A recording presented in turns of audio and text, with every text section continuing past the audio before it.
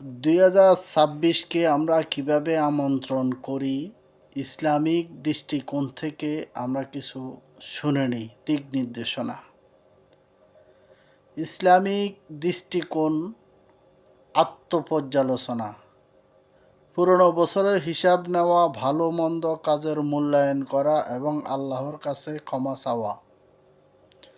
নতুন পরিকল্পনা করা, আগামী বছরের জন্য ইবাদত, আখলাক, চরিত্র এবং জীবনধারার উন্নতি সাধনের সুনির্দিষ্ট পরিকল্পনা করা। আল্লাহর কাছে খাঁটি দিলে তওবা করা এবং নতুন বছরের সুস্বাস্থ্য, সমৃদ্ধি ও সঠিক পথে চলার জন্য দোয়া করা। বিধর্মীদের কুসংস্কৃতি অনুকরণ, 31শে ডিসেম্বরের মতো পশ্চিমা বা অন্য বিধর্মী কুসংস্কৃতি অন্ধ অনুকরণ এড়িয়ে চলা উচিত, কারণ ইসলামে দুটি ঈদ ছাড়া অন্য কোনো উৎসব নেই।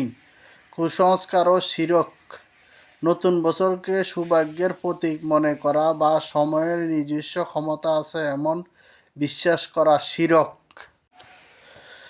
আল্লাহর সাথে অংশীদার স্থাপন, অতিরিক্ত উচ্চ সংকলতা, গান বাজনা, নাচ গান বা অন্যান্য কোনো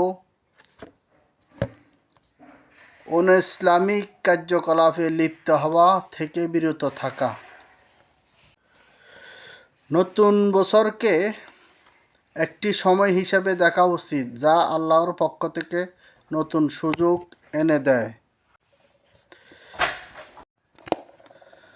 এটিকে শুধু আনন্দ, ফুর্তি বা বাহ্যিক উৎসবে সীমাবদ্ধতা না রেখে নিজের জীবনের লক্ষ্য ও উদ্দেশ্যের দিকে মনোনিবেশ করা একটি সুযোগ হিসেবে ব্যবহার করা উচিত।